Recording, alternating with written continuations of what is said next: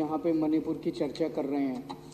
एक तो मणिपुर के अंदर जो घटनाएं घटी वो बेहद दर्दनाक हैं, लेकिन उससे भी ज़्यादा दर्दनाक जिस तरह से भारतीय जनता पार्टी के एमएलएज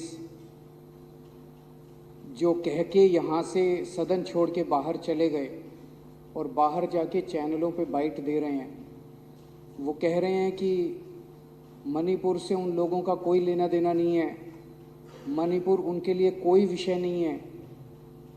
मैं ये सोच रहा था, ये सारे चैनलों पे भी चल रहा है, सारे चैनलों पे चल रहा है कि भारतीय जनता पार्टी के विधायक जो हैं वो विधानसभा छोड़ के ये कह के चले गए कि मणिपुर से उन लोगों का कोई लेना देना नहीं है, मणिपुर उनके लिए कोई विषय नहीं है।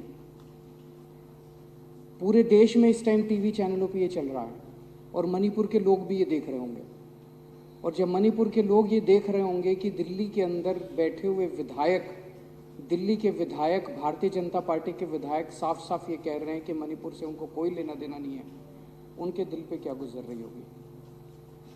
अध्यक्ष महोदया, ये केवल भारतीय जनता पार्टी के कुछ विधायक नहीं कह रहे, ऊपर से नीचे तक पूरी की पूरी इनकी सारी सरकारें और उनके सबसे बड़े नेता प्रधानमंत्री श्री नरेंद्र मोदी जी का संदेश है कि मणिपुर से उनका कोई लेना देना नहीं। जब से मणिपुर की घटना घटी है, प्रधानमंत्री जी चुप हैं। मणिपुर के अंदर 6500 एफआईआर हो गई 190 दिन के अंदर। 3 मई से लेकर 31 जुलाई के बीच में 6500 एफआईआर हो गई। प्रधानमंत्री जी चुप रहे। मणिपुर में 4000 लोगों के घर जला दिए गए, प्रधानमंत्री जी चुप रहे।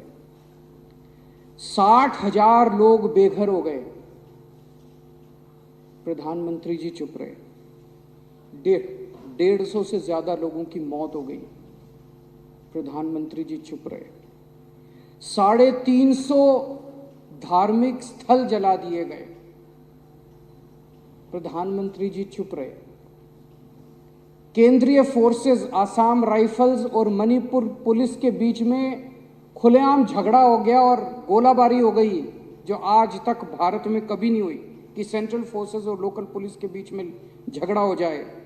पूरी दुनिया के अंदर भारत की थू थू हो रही है। यूरोपियन पार्लियामेंट के अंदर इस पे चर्चा हुई, अमेरिका के अंदर इस पे चर्चा हुई, वहां के नेताओं ने इसकी थू थू की, लेकिन भारत के प्रधानमंत्री चुप रहे, कुछ नहीं बोले। और एक दिन जब एक वीडियो चारों तरफ सर्कुलेट हुआ जिसमें हमारी 2 या 3 बहनों को निर्वस्त्र करके सड़क के ऊपर घुमाया गया और उनके साथ खुलेआम सरेआम कई लोगों ने मिलकर गलत काम किया, तब भी प्रधानमंत्री जी चुप रहे। उनके मुख्यमंत्री कहते हैं ये कोई आइसोलेटेड इंसिडेंट नहीं है, यहां तो ये रोज ही हो रहा है।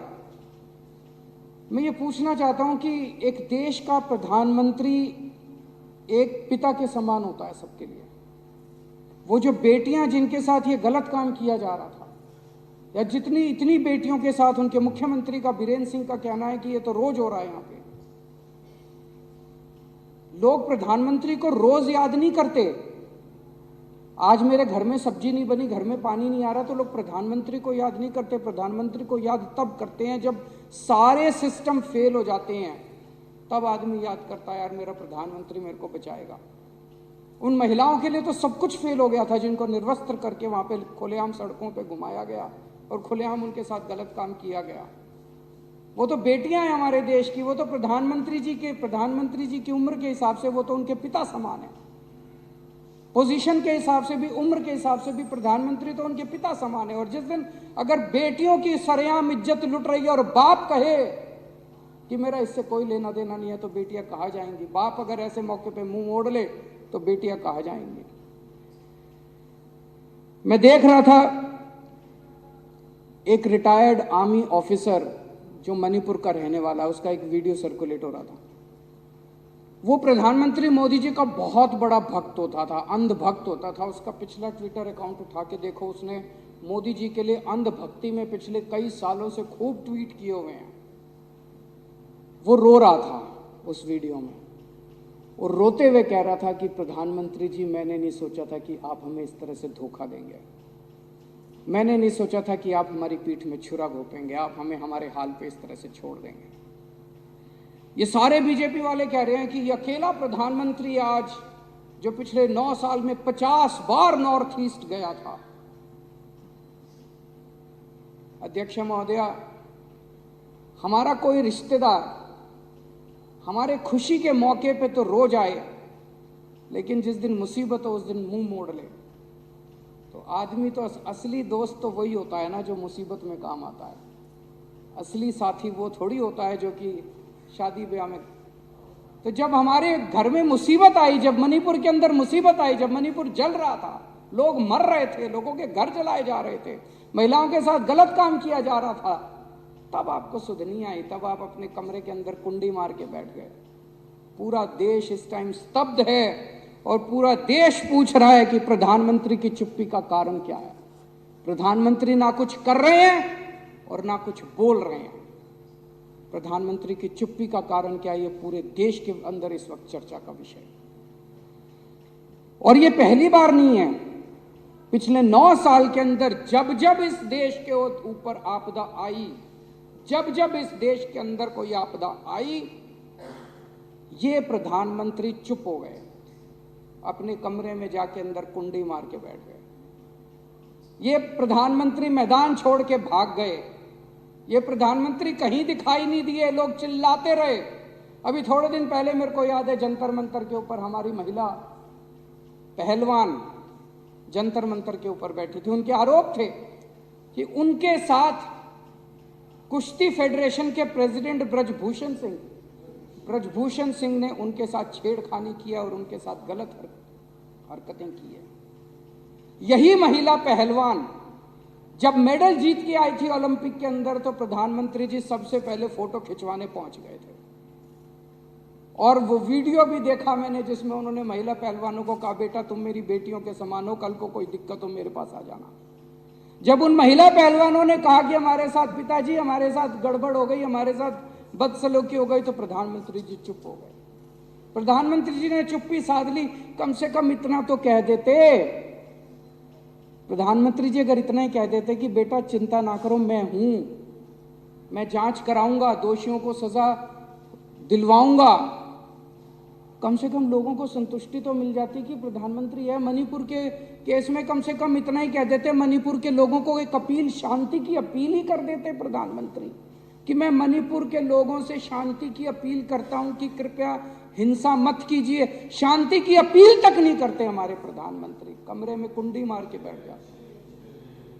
जब ये महिला पहलवान थी, महिला पहलवानों को एक अपील कर देते, वो तो बेचारी केवल प्रधानमंत्री से 2 शब्द सुनने के लिए बेताब थी। अगर वो कह देते कि बेटा चिंता ना करो, जिसने भी तुम्हारे साथ गड़बड़ किया मैं उनको बख्शूंगा नहीं।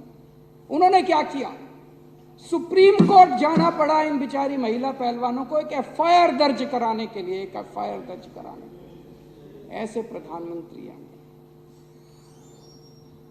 जब चाइना पिछले 9 साल से चाइना हमें आंख दिखा रहा है, जब देखो चाइना हमें आंख दिखा रहा है, प्रधानमंत्री जी चुप है। प्रधानमंत्री जी के मुंह बंद है। प्रधानमंत्री के मुंह से चाइना शब्द नहीं निकलता इस प्रधानमंत्री के मुंह से। मेरे को याद है अक्टूबर 2019 में चाइना के राष्ट्रपति इंडिया आए और इंडिया के अंदर तमिलनाडु में महाबलेश्वर में दोनों हाथ में हाथ मिला के चाइना के राष्ट्रपति और हमारे प्रधानमंत्री हाथ में हाथ मिला के महाबलीपुरम के मंदिर में घूम रहे थे। उसके फोटो खींचे गए अक्टूबर 2019। और 15 जून 2020 को चाइना की फौजों ने गलवान घाटी पे हमारे ऊपर हमला करके हमारे 20 सैनिकों को मौत के घाट पहुंचा दिया। 2000 स्क्वायर किलोमीटर का एरिया कब्जा कर लिया। 2000 स्क्वायर किलोमीटर मतलब दिल्ली 1400 स्क्वायर किलोमीटर है। दिल्ली से 1.5 गुना इलाका, दिल्ली से 1.5 गुना इलाका चाइना के फोर्सेस ने कब्जा कर लिया हमारा।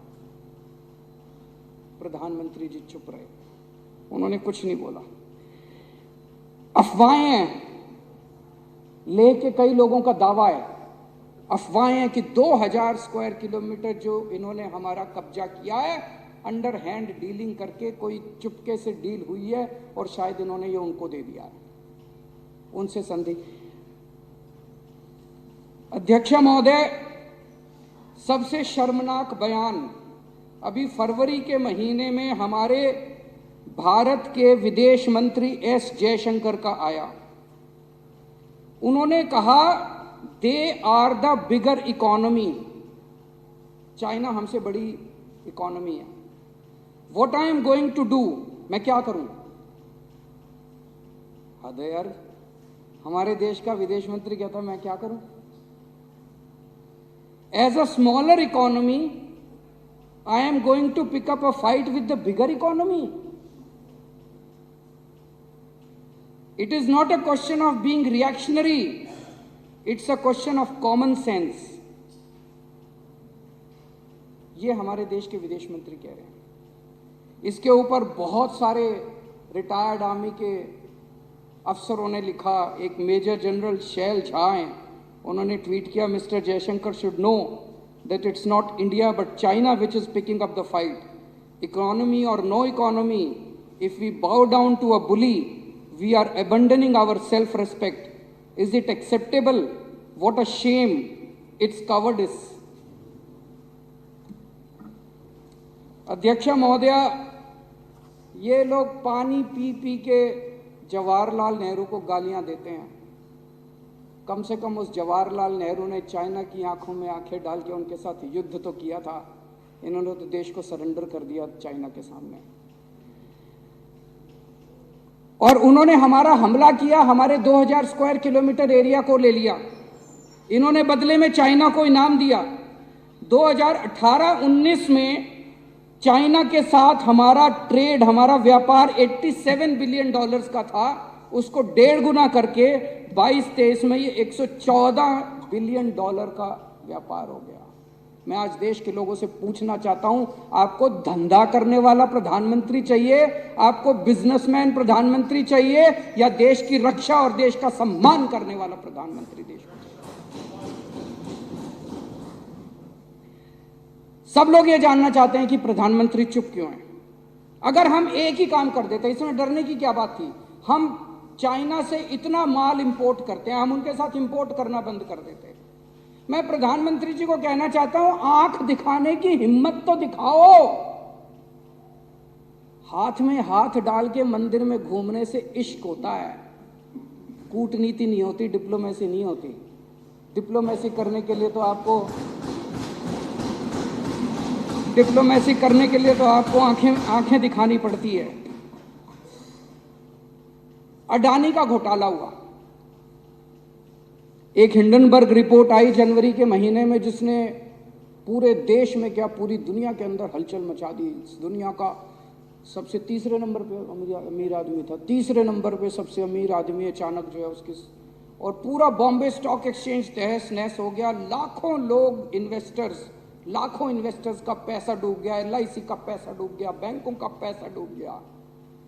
प्रधानमंत्री जी चुप रहे।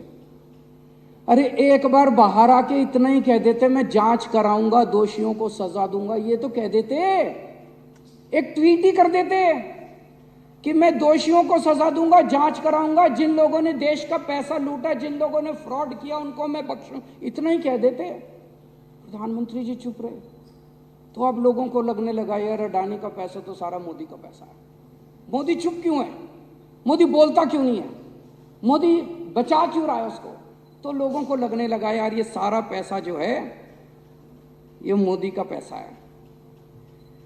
जनता जानना चाहती है असलियत क्या है। अगर प्रधानमंत्री चुप हो जाएगा और कुछ बोलेगा नहीं तो अफवाहों का बाजार गर्म होता है। चारों तरफ अफवाहें फैलती हैं और देश के लिए अच्छी बात नहीं है अगर चारों तरफ अफवाहें फैले इस तरह से। इनके समय में पिछले 9 साल में 13 लाख करोड़ रुपए के बैंकों के कर्जे कुछ चंद अमीर लोगों के माफ कर दिए गए। इन्होंने नीरव मोदी को भगा दिया, इन्होंने मेहुल चोकसी को भगा दिया, ललित मोदी को भगा दिया, विजय माल्या को भगा दिया। वो क्या कहते हैं, जो क्या नोटिस होता है जो बाहर जाने से रोकने के, नहीं वो मनीष के खिलाफ करा इन्होंने लुकआउट नोटिस। नहीं, लुकआउट भी नहीं होता, कुछ नोटिस होता है। भाई तुमने मनीष के खिलाफ वो नोटिस कर दिया यार, थोड़ा नीरव मोदी के खिलाफ भी वो नोटिस कर देते। वो यूं ही भाग गया वो एयरपोर्ट से बैठ के, वो कोई वेश बदल के तो गया नहीं। नीरव मोदी भाग गया, मेहुल चौकसी भाग गया, विजय माल्या भाग गया, ये यूं ही भाग गए, भगाए गए। देश जानना चाहता है प्रधानमंत्री जी आपका इनसे क्या रिश्ता है, क्या डील है आपकी इनसे। ऐसे ही थोड़ी भाग गए सारे के सारे। अभी आरबीआई की रिपोर्ट आई है, 16,000 विलफुल डिफॉल्टर। विलफुल डिफॉल्टर का मतलब होता है जिनके पास पैसे हैं, जानबूझ के नहीं दे रहे। एक तो है भाई कोई बैंकक्रप्ट हो गया, उसके पास पैसे नहीं है, धंधा चौपट हो गया। एक है विलफुल डिफॉल्टर। विलफुल डिफॉल्टर वो होते हैं जिनके पास पैसे हैं, नीयत नहीं है, वो दे नहीं रहे। आरबीआई कह रही है 16,000 विलफुल डिफॉल्टर है जो नहीं दे रहे। तो क्यों नहीं दे रहे? उनको जेल में नहीं डालते, उन पे ईडी नहीं करते, उन पे सीबीआई नहीं करते। तो प्रधानमंत्री से पूछना तो चाहते हैं लोग कि भैया आपका क्या है, उनके साथ क्या डील हो रही है। ये जनता पूछना तो चाहती है, ये क्या अंदर खाने चल क्या रहा है। ये 16,000 विलफुल डिफॉल्टर। हमारे प्रधानमंत्री जी चुप क्यों हैं? बोलें तो सही, कुछ तो बोलो प्रधानमंत्री जी।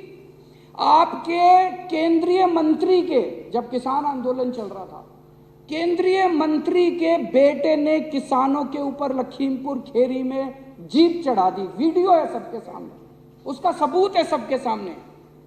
प्रधानमंत्री जी चुप रहे। हमारे किसान भी प्रधानमंत्री जी के लिए कोई मायने नहीं रखते। सरेआम जीप उनको कुचल दिया, प्रधानमंत्री जी चुप रहे।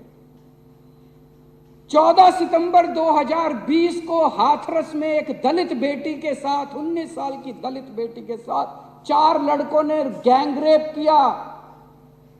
प्रधानमंत्री जी चुप रहे, कुछ नहीं बोले।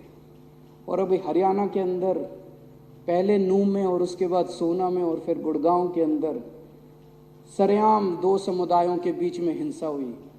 पूरे दुनिया के अंदर छूत हुई। प्रधानमंत्री जी चुप रहे। अभी थोड़े दिन पहले एक भाषण दिया प्रधानमंत्री जी ने, फलाने उन्होंने 2-3 नेताओं का नाम लिया। फलाने नेताओं ने 17,000 करोड़ रुपए का घोटाला कर दिया। 3 दिन बाद प्रधानमंत्री जी उनको अपनी पार्टी में शामिल कर दिया। तो जनता जानना चाहती है जी 3 दिन के अंदर उस घोटाले का क्या हुआ। प्रधानमंत्री जी चुप रहे। अभी किसी ने सीएजी की रिपोर्ट आई है कि 18 करोड़ रुपए प्रति किलोमीटर की सड़क को 250 करोड़ रुपए प्रति किलोमीटर की सड़क पे बना दिया। प्रधानमंत्री जी चुप रहे। तो अब देश के अंदर चारों तरफ चर्चा हो रही है, क्या मोदी जी एक कमजोर, अहंकारी और भ्रष्ट प्रधानमंत्री हैं। आज ये सदन प्रधानमंत्री जी से अपील करना चाहता है कि बाकी बातें बाद में हो जाएंगी, मणिपुर को संभाल लीजिए, कुछ तो कहिए, कुछ तो करिए।